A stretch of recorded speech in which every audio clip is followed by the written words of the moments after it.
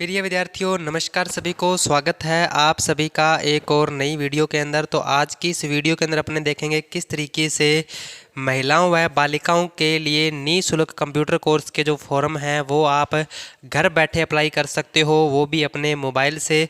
तो आज की इस वीडियो के अंदर अपने पूरा प्रोसेस जो है जानने वाले हैं, तो वीडियो को आपने शुरू से लेकर अंत तक ज़रूर देखना है।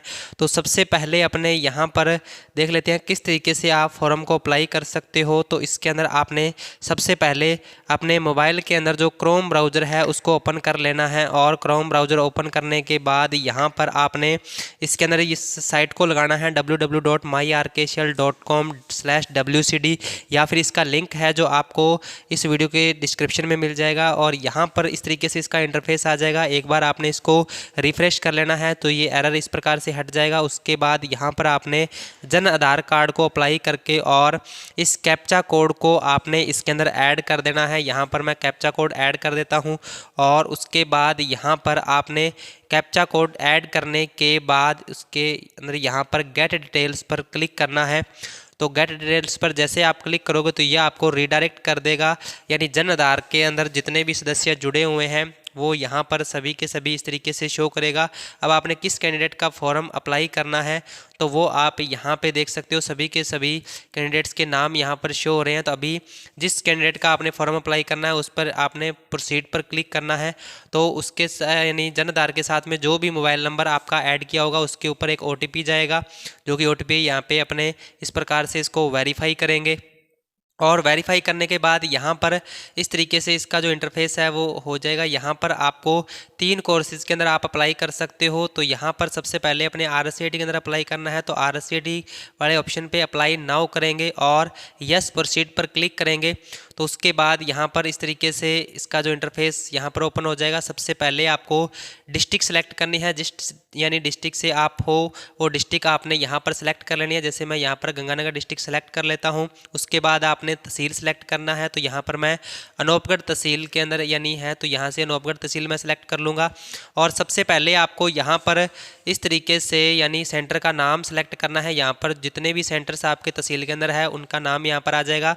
तो यहाँ पर 2 सेंटर आपको सेलेक्ट करना है। यहाँ पर सबसे पहले जिस सेंटर को आप सेलेक्ट करोगे उसी के अंदर आपका जो नाम है वो आएगा। बाकी नीचे आप लिस्ट भी चेक कर सकते हो कि कौन से सेंटर को महिला बेंच मिला है, उसके अकॉर्डिंग यहाँ पर उनकी जो डिटेल्स है वो यहाँ पर आ जाएगी। उसके बाद अपने आगे क्लिक करेंगे और उसके बाद अपने को पर्सनल डिटेल्स के अंदर इसके जो फोटो वगैरह है और नाम वगैरह, फादर नेम वगैरह, तो ये ऑटोमेटिक यानी अपने जन आधार डेटा के अकॉर्डिंग ये उठा लेगा। उसके बाद अपने इसको नीचे की ओर स्क्रॉल करेंगे तो यहाँ पर अल्टरनेट एक मोबाइल नंबर आपको देना है। अल्टरनेट मोबाइल नंबर आप घर का कोई भी मोबाइल नंबर है जो दे सकते हो, ताकि जिस सेंटर के अंदर आपका सिलेक्शन होगा तो वो आपसे कांटेक्ट कर पाएंगे। तो यहाँ से अपने एक मोबाइल नंबर इसके अंदर ऐड कर देते हैं कुछ इस प्रकार से। यहाँ पर आपको ध्यान ये रखना है कि मोबाइल नंबर आप ऐसा मोबाइल नंबर ऐड करोगे जो यानी इस पर कॉल वगैरह आती हो, यानी रेगुलर जो यानी नंबर चलता हो, तो वो नंबर यहाँ पर आपने दे देना है। तो यहाँ पर मैं अभी नंबर है जो इस स्टूडेंट का ऐड कर लेता हूँ।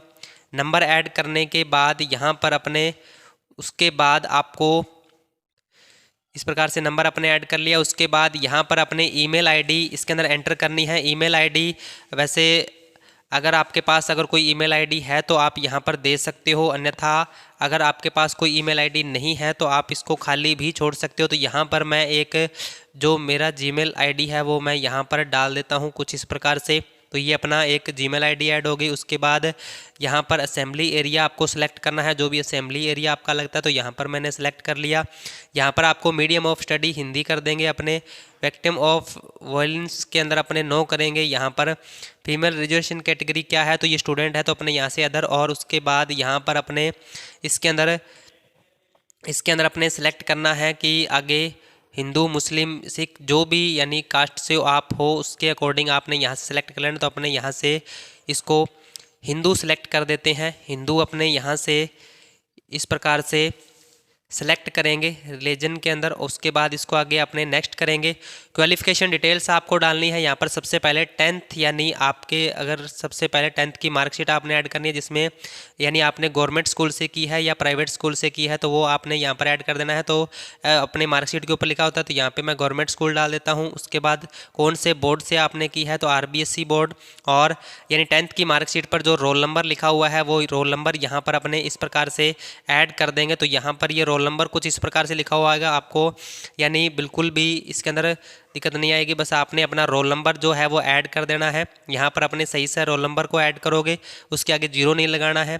यहाँ पर कौन से सन के अंदर आपने यानी इसको पास किया है, तो वो सन आप यहाँ पर डाल दोगे। उसके बाद यहाँ पर आपने फाइंड माई डिटेल्स पर क्लिक करना है आपको।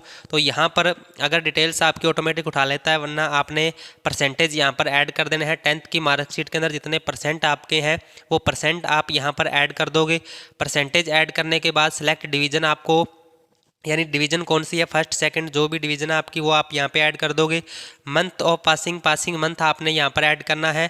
तो जो भी जिस मंथ में आपने RSAT पास की है, उसके बाद यहाँ पर अगर आपके पास 10th के बाद कोई डिग्री है, यानी आपने अगर ग्रेजुएशन की हुई है, तो आप इस ऑप्शन को यस करोगे, अन्यथा इसको नो करोगे और इसको आगे आपने क्लिक कर देना है। उसके बाद यहाँ पर डॉक्यूमेंट्स के अंदर आपसे यानी 10th और यानी जो आपके सिग्नेचर है उसके यानी आपको फ़ोटो यहाँ पर अपलोड करनी पड़ेगी। तो उसका साइज़ आप यहाँ पर बना सकते हो, यानी साइज सिग्नेचर का जो है वो 3 KB से लेकर आपका 50 KB तक होना चाहिए। और जो अपने मार्कशीट है 10th की, उसका साइज जो है 100 KB से लेकर 200 KB तक आपका होना चाहिए। तो यहाँ पर अपने ये अपने ऐड कर सकते हैं। ये आप मोबाइल से भी चेंज कर सकते हो। रिड्यूस यानी इमेज साइज नाम की एक साइट से आप इसका साइज वगैरह है जो बना सकते हो। तो यहाँ पर अभी अपने इसको अपलोड कर देते हैं।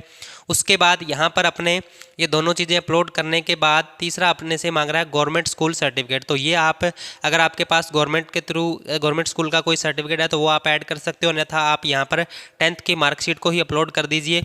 उसके बाद अपने ये तीनों अपलोड करने के बाद क्लिक हेयर पर क्लिक करना है। उसके बाद यहाँ पर अपने इस प्रकार से इंटरफेस इसका हो जाएगा। और यहाँ पर यानी जो भी डिटेल्स आपने फिल की है तो वो सारी की सारी इन्फॉर्मेशंस यहाँ पर शो करेगा। तो आप एक बार अपनी जो डिटेल्स है उनको आपने चेक कर लेना है। उसके बाद यहाँ पे डिक्लेरेशन का ऑप्शन आपको दिया हुआ है, तो यहाँ पर आपने एक एक करके सभी के ऊपर चेक कर देना है। इस प्रकार से 5 जगह पे आपको चेक लगाना है और इसको फाइनल लॉक एंड सबमिट कर देना है। तो इस प्रकार से एक बार आप चेक करने के बाद यहाँ पे फाइनल लॉक एंड सबमिट कर दीजिए और इसको लॉक एंड सबमिट पर आपने क्लिक कर देना है। तो ये जो आपका फॉर्म है वो इस प्रकार से सबमिट हो जाएगा।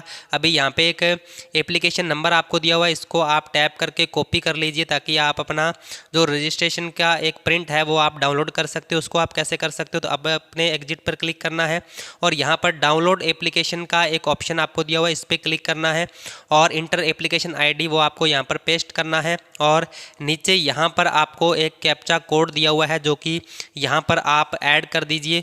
तो यहाँ पर मैं कैप्चा कोड को ऐड कर देता हूँ। कैप्चा कोड को ऐड करने के बाद आपने यहाँ पर डाउनलोड एप्लीकेशन पर क्लिक करना है। तो ये जो एप्लीकेशन आपके मोबाइल फ़ोन के अंदर डाउनलोड हो जाएगी। तो यहाँ पर एक एप्लीकेशन इस प्रकार से आपके मोबाइल फ़ोन में डाउनलोड हो जाएगी। अभी इसको आप अपने मोबाइल में संभाल कर रख लीजिए ताकि जब भी आपका सिलेक्शन होगा यानी फ्री RSAT के अंदर, तो आपसे आपका जो सेंटर है वो कॉन्टैक्ट अपने आप कर लेगा या फिर आपके मोबाइल पर इसका मैसेज भी आ जाएगा।